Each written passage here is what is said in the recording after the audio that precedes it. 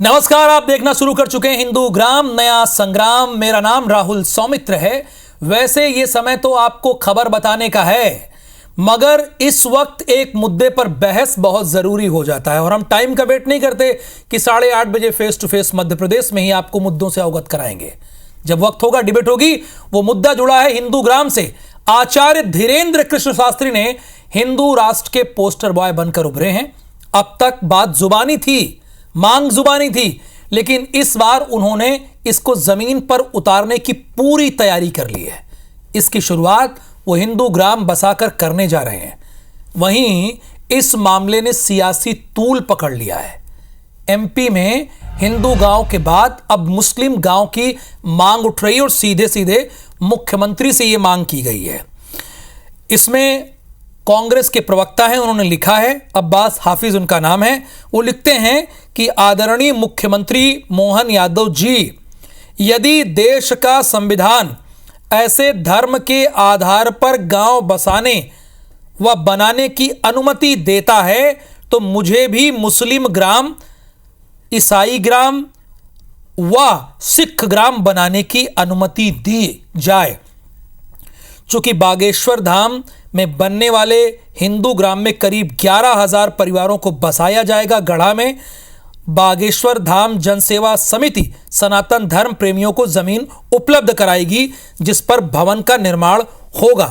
पहले ही दिन 2 परिवारों ने यहां बसने की सहमति और कागजी प्रक्रिया पूरी कर ली है। इसके अलावा करीब 50 लोग इस हिंदू ग्राम में घर बनाने के लिए आगे आए हैं।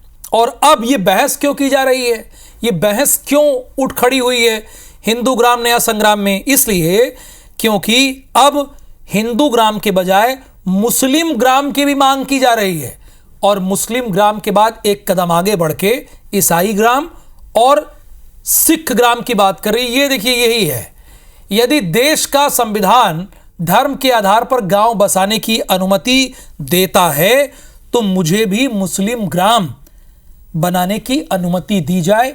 इसके साथ ईसाई ग्राम और सिख ग्राम की भी मांग अब्बास हफीज ने की है। जब देश में कई ज्वलंत मुद्दे हैं तो इस समय यह मांग क्यों उठ खड़ी हुई है, ये जानेंगे 3 खास मेहमानों से। अजय सिंह यादव जी को आप जानते होंगे, ये भारतीय जनता पार्टी के प्रवक्ता हैं। परिचय के मोहताज तो रोशनी यादव जी भी नहीं है, ये भी कांग्रेस की प्रवक्ता है और वरिष्ठ पत्रकार के तौर पर बड़े मूर्धन्य पत्रकारों में इनकी मध्य प्रदेश में गिनती होती है। रमेश शर्मा जी हमारे साथ जुड़े हैं, आपका भी बहुत स्वागत है। और रोशनी यादव जी, अब आप कह रहे हैं कि मुस्लिम ग्राम और ईसाई ग्राम और सिख ग्राम भी बनाए जाने चाहिए, इसके पीछे क्या रीजन है? क्यों आप चाहती हैं कि मुस्लिम ग्राम और ईसाई ग्राम और सिख ग्राम भी बनाए जाए? मेरे सभी पैनल साथियों को मेरा नमस्कार। देखिए राहुल जी, ये विषय सबसे पहला सवाल तो ये होता है और ये जानने की जरूरत है आपके दर्शकों को भी कि ये हिंदू राष्ट्र का मुद्दा किसने उठाया था। ये पूरा देश जानता है कि ये राष्ट्रीय स्वयंसेवक संघ की शाखा द्वारा ये मुद्दा उठाया गया है। पहले तो इनको इस अनुभव की जरूरत है और मैं मानती हूँ कि जिस धर्म और संस्कृति में हम जी रहे हैं, पहले समझना ये जरूरी कि हम हिंदुस्तान में रहते हैं और हम हिंदू हैं और इस हिंदुस्तान में हर एक वर्ग का व्यक्ति, चाहे वो मुस्लिम हो, चाहे वो हिंदू हो, चाहे सिख हो, चाहे ईसाई हो, अमीर गरीब, हर एक व्यक्ति पर हिंदू होने का ठप्पा लगा हुआ है। तो बार बार ये व्यंग्यात्मक और मुझे लगता है कि ना समझ का परिचय देते हुए ये हिंदू राष्ट्र का गुणगान गाना ये किस ओर ले जाता है। और आप अगर हिंदू ग्राम की कल्पना कर रहे हैं तो आप मुझे बताइए, सबसे पहले इनसे वो परिभाषा पूछिए कि उस हिंदू की परिभाषा क्या है, उस हिंदू गांव में आप कैसे रोशनी, परिभाषा छोड़ देते हैं ना, आप परिभाषा प्रतियोगी छात्रों के लिए छोड़ देते हैं। ये बताइए कि आप सिख गांव, मुस्लिम गांव कब से बसा रही हैं? चूंकि आप अनुमति मांगी है, अभी आपने ट्वीट किया है, आपके साथी ने ट्वीट किया है, तो ये आप बसाने जा रही हैं, मुस्लिम ग्राम बसाने जा रही हैं?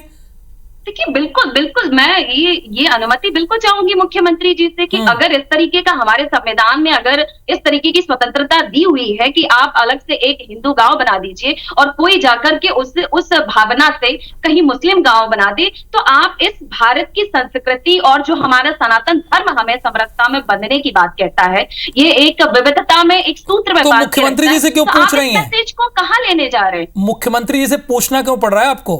रोशनी जी? मुख्यमंत्री जी से इसलिए पूछना पड़ता है क्योंकि ये आरएसएस की शाखा का एक विचार है। आप हिंदुस्तान में रह रहे हैं, इनकी समझ ही बहुत कम पड़ गई है।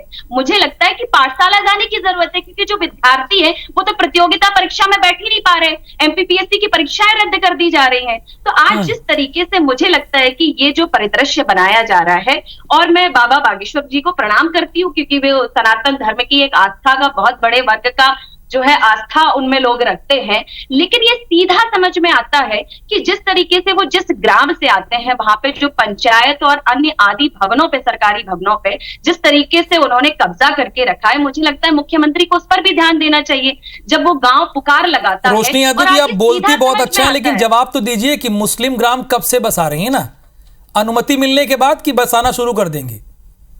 नहीं, मुझे लगता है मेरे संविधान ने ये राइट्स नहीं दिया है, पर अगर इस तरह की मुख्यमंत्री इनको अगर अनुमति देते हैं हिंदू गांव बसाने का, तो फिर ये सोचना पड़ेगा। ठीक है ना अजय सिंह यादव जी, अगर आपको हिंदू गांव बसाने की अनुमति देते हैं तो उस आधार पर रोशनी यादव जी मुस्लिम गांव भी बसाएंगी। क्लियर कट बात है।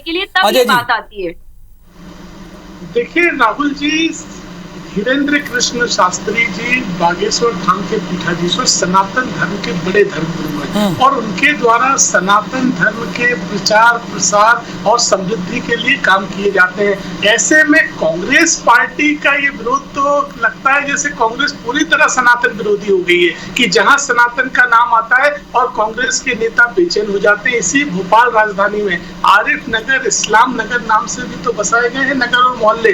तब कांग्रेस की सरकारें थी, उस समय कांग्रेस पार्टी ने कुछ नहीं बोला। और वैसे भी ये जो आयोजन है ये धीरेन्द्र कृष्ण शास्त्री जी का ही, मध्य प्रदेश सरकार का नहीं है।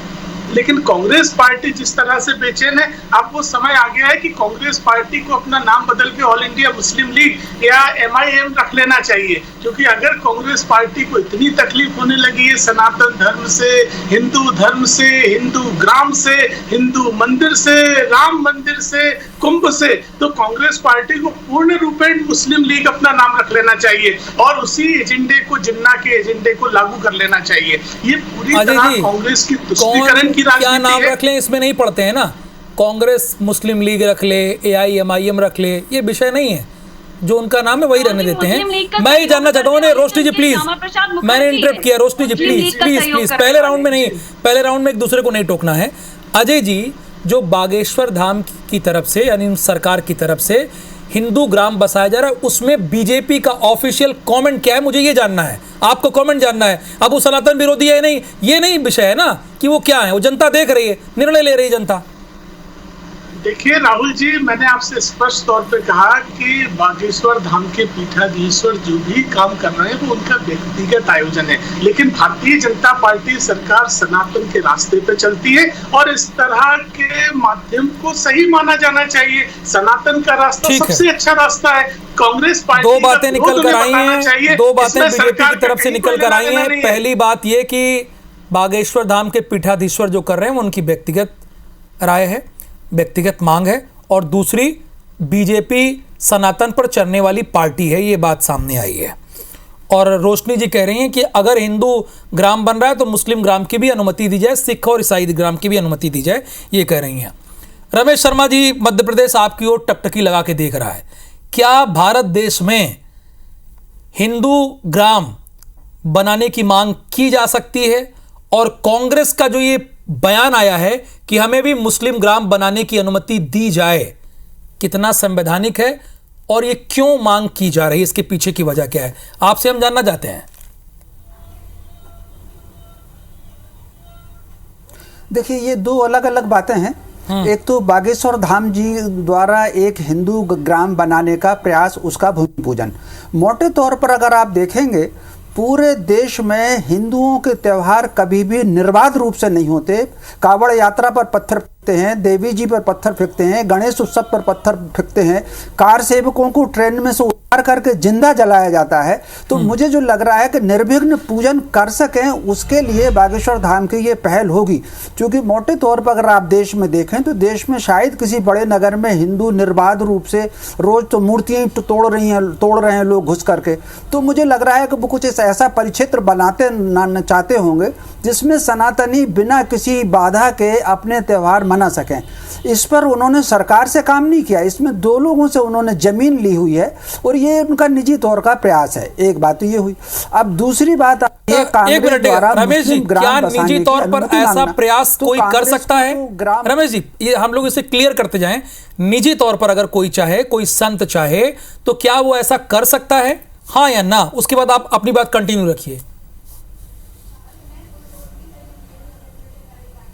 देखिए, मोटे तौर पर निजी तौर पर तो प्रयास हो ही रहे हैं। कश्मीर घाटी के 4 जिले, एक हिंदू परिवार नहीं बचा। मालाबार में वायनाड के अंदर देख लीजिए, कम से कम 12 गांव है, एक हिंदू परिवार नहीं है। असम में कितने ग्राम बन चुके, बंगाल में कितने बन चुके, उत्तर प्रदेश में कितने मोहल्ले हैं। जो संभल में ही जो सारी खबरें आ रही, मंदिर तक तो लोगों ने कब्जे कर लिए थे। तो निजी तौर पर तो लोग मुस्लिम ग्राम तो छोड़ दीजिए, कांग्रेस ने तो मुस्लिम देश बना दिए, पाकिस्तान बनाया उन्होंने, बांग्लादेश बनाया। तो निजी तौर पर तो ये काम मुस्लिम देश बनाने के चल ही रहे हैं। हिंदू ग्राम बनाने का काम पहली बार अभियान सामने आया है जी। देखिए रोशनी जी, ये तो एक संत की मांग थी ना, संत अपने तरीके से कर रहा है, इसमें कांग्रेस को कूदने की क्या जरूरत थी?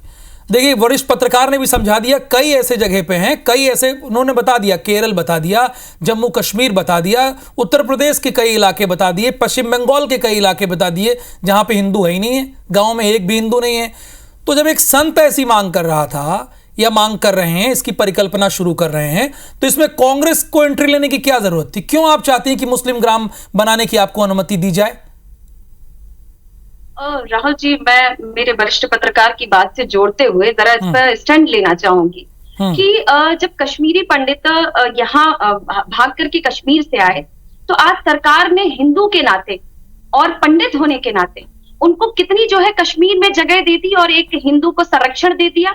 ये जो एजेंडा जिस तरीके का फैलाते, और आप ये देखिए कि हिंदू गांव की नींव कब रखी गई, इसको समझने की जरूरत है। इसलिए कांग्रेस को स्टैंड लेना पड़ेगा कि जब वक्त का बिल आता है और जब बात होती है मुस्लिम एक बिल को लाने की, और उसमें ये कहते हैं कि 5 साल तक अगर कोई इबादत करता है तब उस पर ठप्पा लगाया जाएगा और उसको लीगल ठहराया जाएगा। तो जरा इसकी भी परिभाषा इनको बतानी चाहिए। और देखिए, ये सीधा मुझे लगता है कि जो समझदार हैं, और राहुल जी उस बात को आप भी समझेंगे कि जिस तरीके से अगर ये अभिव्यक्ति की स्वतंत्रता है, तो मुझे लगता है कि फिर इसको मुद्दा ही नहीं बनना चाहिए कि हिंदू गांव की नींव क्यों रखी जा रही है, क्यों ऐसा बाबा बागेश्वर जी सोच लेकर के आ रहे हैं। क्योंकि ये सीधा समझ में आता है अगर हम एक बिजनेस माइंड लगाते हैं कि एक सोची समझी रणनीति के तहत प्रॉपर्टी बिजनेस बढ़ाने का कार्यक्रम है कि उन्होंने देखिए तय किया है कि हम जमीन देते हैं, आप जो है 17 लाख का जो भूमि तल का जो पहला मुझे सीधे सीधे बताइए रोशनी जी, समय बड़ा कम है, मुझे कमांड आ गई, सिर्फ 5 मिनट है। बागेश्वर धाम ने शुरुआत रख दी है, ठीक है, हिंदू ग्राम की। वो एक संत हैं, धर्मगुरु हैं, उन्होंने शुरुआत कर दी है।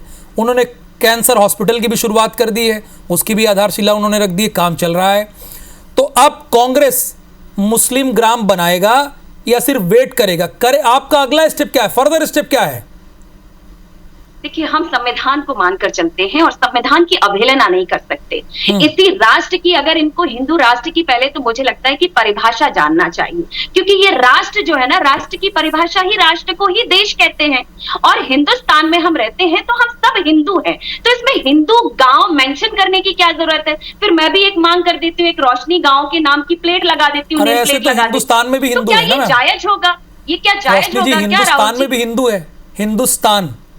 मैं वही कह रही हूँ, इसको अलग से बताने की क्या जरूरत है? आप इसमें क्या जो है क्या संदेश देना चाह रहे हैं? अब जब क्या संदेश देना चाह रहे हैं अजय सिंह यादव जी? रोशनी जी आपसे पूछ रहे हैं कि क्या संदेश देना चाह रहे हैं? बार बार वो कह रहे हैं कि भैया हम संवैधानिक रास्ते के जरिए ही मुस्लिम ग्राम बसाएंगे। संविधान, रोशनी जी थोड़ा उनकी बात आ जाएगी। मुसलमान भी खुद को हिंदू कहता है, एक मुस्लिम भी हिंदू कहता है, ईसाई भी हिंदू कहता है। हाँ राहुल जी, कांग्रेस पार्टी मूल रूप से सनातन विरोधी हो गई, इसके अलावा इसका कहीं कोई तात्पर्य नहीं है। कांग्रेस के नेताओं ने इसी भोपाल में सनातन विरोधी कहना मत, रोशनी जी मुस्लिम लीग नाम रख लीजिए अपनी पार्टी का, इस तरह से बौखलाइए मत। एक सनातन धर्म गुरु अगर हिंदू ग्राम बसाना चाहता है तो आप लोग बेचैन हो गए, आप लोग बेचैन हो गए, आप लोग बेचैन हो गए।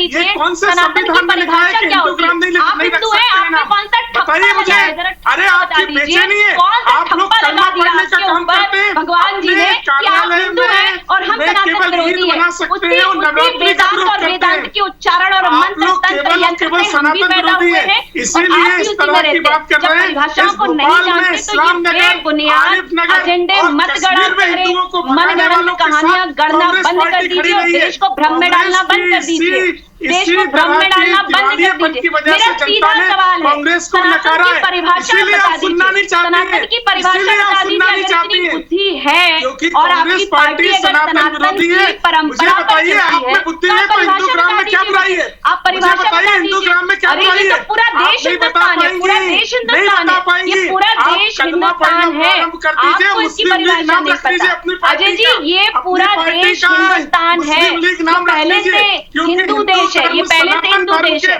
लेकिन आपको परिभाषाएं नहीं। अजय सिंह यादव जी, एक मिनट, उनके हाथ में थोड़ी है कि अपनी पार्टी का नाम बदल दें, उनके हाथ में नहीं है ना। अजय सिंह यादव जी, उनके हाथ में नहीं है कि अपनी पार्टी का नाम बदल दें, वो अपनी राय रख सकती हैं। आज का जो टॉपिक है, आज का जो टॉपिक है उस पर राय रख सकती है। उन्होंने राय रखी है कि हम संवैधानिक रास्ते के जरिए मुस्लिम ग्राम बसाएंगे। हिंदुस्तान बसा हुआ है और हम हर देश के वासी हिंदुस्तानी हैं, हम हर हिंदू है, ये बताने की जरूरत नहीं है। ये केवल जो है एजेंडे गढ़े जाते हैं। आप देखिए कि वहाँ पर भाजपा के मंडल अध्यक्ष पूछते हैं भूमि पूजन करने के लिए, ये किस तरीके की राजनीति फैला रहे हैं। ये बहुत ज्यादा दिन नहीं चलने वाला है, बहुत ज्यादा दिन नहीं चलने वाला है। आपके सबके मुंह पे ऐसे तमाचे पड़ेंगे कि आपको समझ में आएगा, जहाँ आप शिक्षा, स्वास्थ्य, बेरोजगारी, इस पर ध्यान ही नहीं देना चाहते लोगों का।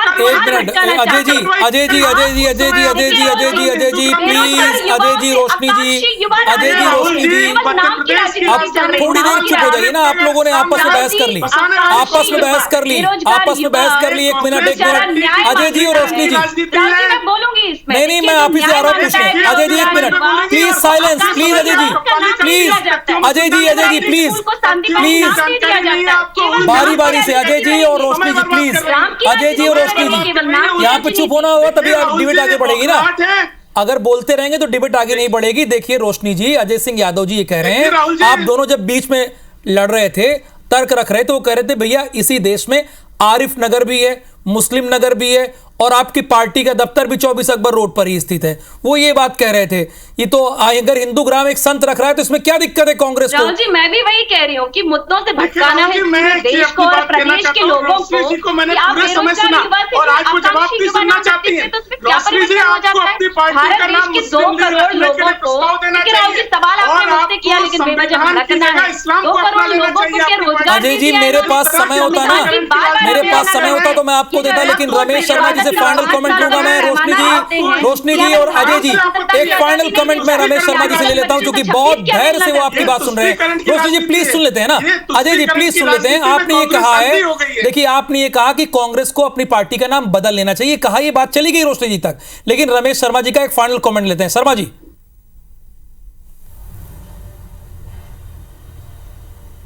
देखिए, मोटे तौर पर किसी गांव का नाम हिंदू गांव रखने से तो किसी को आपत्ति होनी नहीं चाहिए।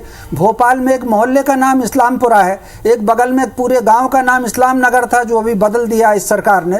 तो कुल मिलाकर के अगर कोई गांव बस रहा है और उसका वो हिंदू ग्राम नाम रख रहे हैं तो इसमें क्या दिक्कत है? कितने मोहल्ले हैं जो मुस्लिमपुरा के नाम पर, इस्लाम नगर के नाम पर पूरे देश में ही हैं। तो मैं समझता हूँ अगर उन्होंने रख लिया है, एक संत वो चाह रहे हैं कि उनकी पूजा उपासना और त्यौहार किसी खास क्षेत्र में अच्छे बने, ये ठीक उसी प्रकार है। जहाँ कहीं मजार बनती है तो वो भी अपने मान्यता के हिसाब से बस्ती बनाते हैं, जहाँ मंदिर बनता है वो भी अपनी मान्यता के हिसाब से बनाते हैं। तो एक शक्ति केंद्र की स्थापना करने जा रहे हैं बागेश्वर धाम, उसमें अगर बाय द वे वो एक तरह का ग्राम बसा रहे हैं तो इसमें आपत्ति क्यों होनी चाहिए? वो फिर राजनीतिक दलों को तो इससे दूर रहना चाहिए, चाहे वो भाजपा हो या कांग्रेस। ठीक है, यानी कांग्रेस जहां ये कह रही है कि सनातन की परिभाषा बीजेपी को नहीं मालूम है, तो वहां बीजेपी का कहना है कि कांग्रेस सनातन विरोधी है। और एक वरिष्ठ पत्रकार कह रहे हैं जब इस्लामपुरा नाम हो सकता है, आरिफ नगर हो सकता है, तो हिंदू ग्राम अगर नींव रख रहा है तो उसमें क्या आपत्ति है? अब हम जनता पर छोड़ देते हैं, हिंदू ग्राम के बाद मुस्लिम ग्राम की मांग कितनी जायज है ये आपको तय करना होगा। धन्यवाद रोशनी जी हमारे साथ जुड़ने के लिए आपका, अजय जी आपका भी और रमेश शर्मा जी आपका भी नमस्कार।